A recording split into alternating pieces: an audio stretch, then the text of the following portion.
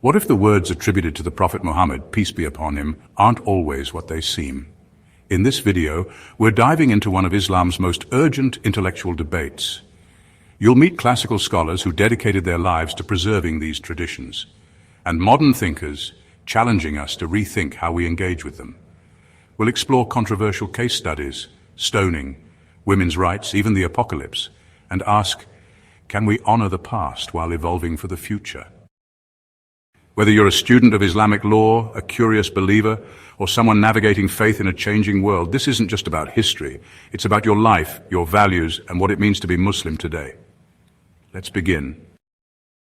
The Hadith are records of Prophet Muhammad's sayings, actions, and approvals, forming the core of the Sunnah alongside the Quran. Each Hadith consists of a text and a chain of transmitters. Classical scholars developed a rigorous science to authenticate these reports.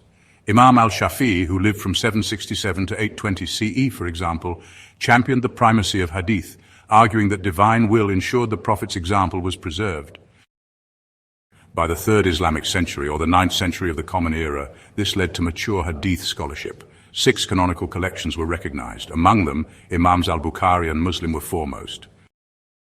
Bukhari's authentic collection, also known as Sahih, is still regarded by Sunnis as the most authentic hadith compilation. Hadith scholars treated every report as 2 parts, the chain of transmitters known as isnad and the text or matan. They applied strict criteria for a sound or sahih hadith. This included an unbroken chain and reliable narrators. In Sunni tradition, 5 basic conditions were required. Continuity, meaning each narrator heard the report directly from the predecessor, forming an unbroken chain. Integrity, where narrators must be morally upright and mature. Precision, where narrators must have strong memory and accuracy. No irregularity, meaning the hadith must not contradict a stronger report, and no hidden defect, where there must be no hidden fault rendering the report unreliable. Transmitters were graded via biographical evaluation and criticisms and praise, which analyzed each person's character and memory. For example, a trustworthy narrator is one deemed just and precise. By these methods, Bukhari and later scholars sifted through millions of reports. As a result, only narrations meeting all criteria were collected as sound, sahih, while others were labeled good, hasan, or weak, da'if, and utterly fabricated reports, maudu, were discarded. Classical texts like authentic Bukhari and authentic Muslim exemplify this painstaking methodology. Even women played significant roles. Early Muslim women such as Aisha and Salma are noted as transmitters. This reflects the traditional trust in a wide range of narrators, male and female, across generations. In recent centuries, modernist scholars have re-examined the hadith corpus using historical and rational critique. Historians like Robert Hoyland note that many early figures known to associate with the Prophet scarcely transmitted any hadith, suggesting that these reports proliferated later. Orientalist Joseph Schacht, as cited by Reza Aslan, famously observed that the more perfect the chain of transmitters, the later the tradition, meaning that elaborate chains often signal a story crafted generations after the Prophet. Critics highlight that chains of transmitters began around 75 years after Muhammad's death and could be polished over time. Such findings cast doubt on the presumption that chain lists alone prove authenticity. Muslim modernists likewise point out that even early scholars sometimes differed about which narrators were reliable, and that some hadith served political or tribal ends. Ethical and rational issues also drive re-evaluation.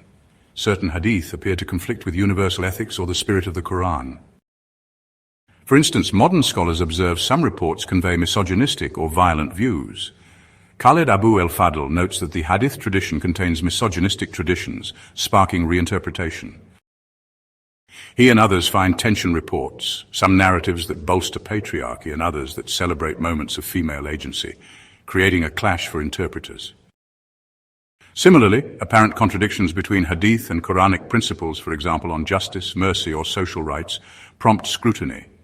For example, critics argue that since the Quran prescribes 100 lashes for adultery and says nothing of stoning, the stoning penalty must come only from hadith. This raises questions about relying on secondary reports for core punishments.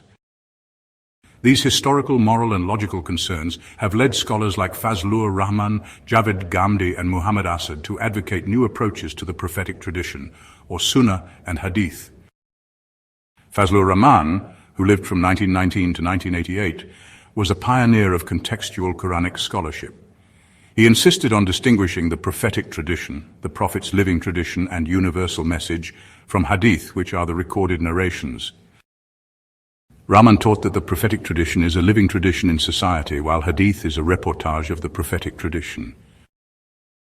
In his view, the conceptual prophetic tradition, the Prophet's enduring moral and legal principles, is normative, whereas the literal prophetic tradition, every specific narrated action, is context-dependent. In practical terms, Rahman argued, Muslims should obey the conceptual prophetic tradition.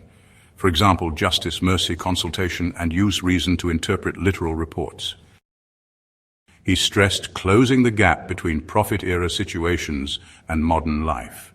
Rahman thus proposed that many hadith reflect the socio-historical conditions of early Islam and should be understood with the Quran's ethical framework in mind. Muhammad Asad, who lived from 1900 to 1992, was an Austrian-born convert and translator of the Quran. He similarly approached hadith allegorically. In his commentary and writings, he linked Quranic imagery with contemporary realities. For example, Asad identified the eschatological figure false Messiah or Dajjal not as a literal one-eyed man, but as a symbol of modern Western materialist civilization. This reflects a broader tendency among reformers to see some prophetic traditions as metaphors or moral lessons, not always literal future predictions. Javed Ahmad Ghamdi, born in 1951, is a prominent contemporary Islamic scholar known for his reformist views. He emphasizes the Quran's clarity and often applies strict criteria to hadith. On stoning, for instance, Ghamdi notes that the Quran itself never mandates death for adultery, only lashes. He therefore reads the Quranic reference to combating mischief in the land as the basis for any capital punishment, meaning stoning would apply only to prostitutes as habitual offenders, not to every married adulterer. This reinterpretation diverges sharply from traditional jurisprudence or fiqh, which follows the hadith of Umar and the Prophet to apply stoning broadly.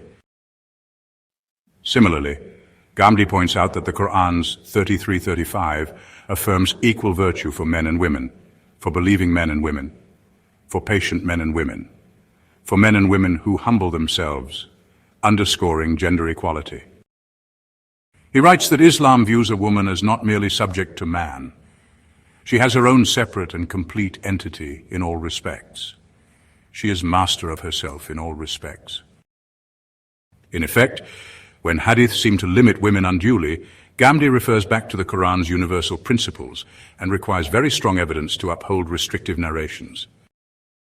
These modern scholars do not always reject hadith outright, but they use historical context and reason to filter them. For example, Ghamdi notes that since the Prophet's wife, Aisha, is never mentioned in battle narrations, hadith claiming she was in combat with him are dubious. Rejecting them then affects views on women and warfare.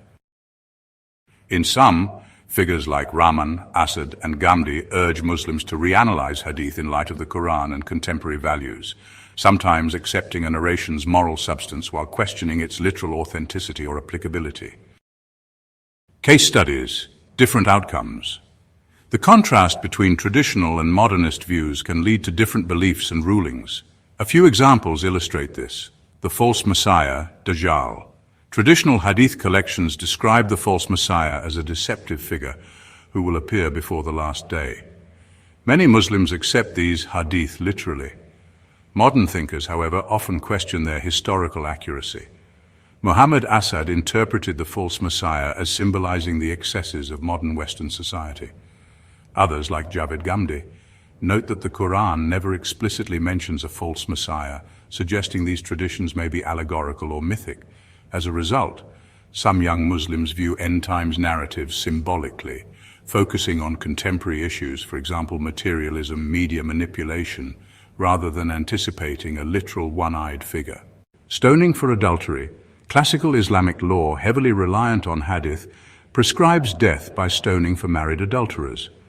The authentic collection of Al-Bukhari records the Prophet ordering stoning. I confirm that the penalty of stoning applies to one who commits illegal intercourse if married. Allah's Messenger carried out stoning, and so did we after him. Traditional jurists enforce this in regions implementing Islamic law fully. Modern scholars challenge this, noting the Quran 24:2 prescribes 100 lashes, not stoning. Ghamidi argues stoning applies only to habitual offenders, for example prostitutes, under strict Quranic criteria for defying Allah's law. Reformist circles thus reject stoning as obligatory, favoring rehabilitation or fines instead. This highlights how reinterpretation yields divergent legal outcomes. Roles and rights of women. Certain hadith, interpreted literally, restrict women's roles, for example, limiting speech in mosques or valuing female testimony as half a man's. Traditional scholars use these to shape gender rulings. Modernists counter by emphasizing the Prophet's equitable treatment of women and Quranic verses on equality, for example 33-35. Ghamidi's assertion that a woman is a complete entity in her own right reflects this progressive stance. Weak or isolated hadith about women are re-evaluated, ensuring alignment with the Quran's affirmation of equal spiritual worth. Educated young Muslims thus adopt flexible gender roles, upholding modesty and respect while questioning practices justified solely by dubious hadith. Each case shows how interpretations shape belief and practice, altering eschatology, revising criminal law, or redefining social norms. Traditional orthodoxy treats hadith as binding legal sources, while reformists prioritize the Quran's principles, applying hadith with scrutiny or allegory. Implications for law and practice. The hadith debate impacts Islamic law and personal faith. Strict adherence to traditional hadith science preserves classical rulings on marriage, inheritance, penalties, and worship rituals, for example, prayer methods. Conversely, questioning hadith enables reforms.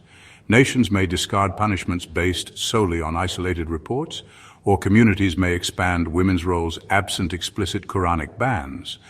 In theology, hadith inform beliefs about the afterlife and unseen realms. Modern Muslims may treat such traditions symbolically, for example, allegorizing detailed eschatology, fostering doctrinal diversity. In daily practice, differing views affect social behavior. Some disregard dress codes or etiquette rules justified by weak or context-bound hadith. Ultimately, the divide shapes communities.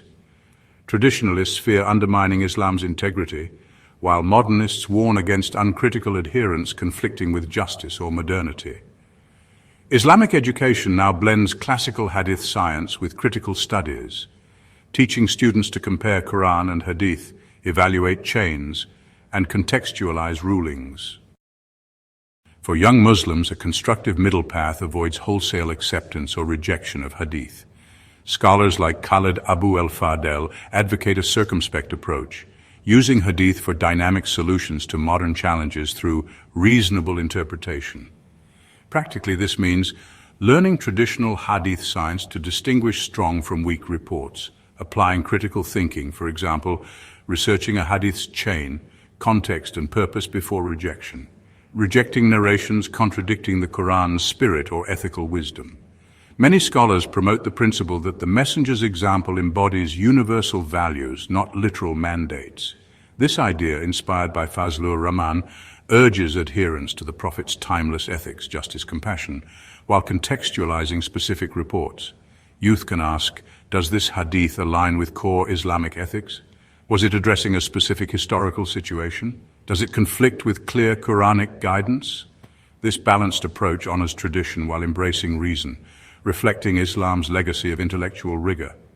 Traditional debates over narrators' reliability, critical evaluation of narrators, were themselves exercises in critical thinking.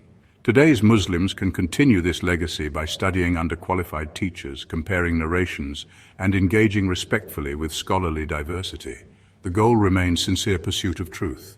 Young Muslims are urged to study Quran and Hadith together, consult open-minded scholars, and heed the Quranic command, say truth has come and falsehood has vanished, 1781.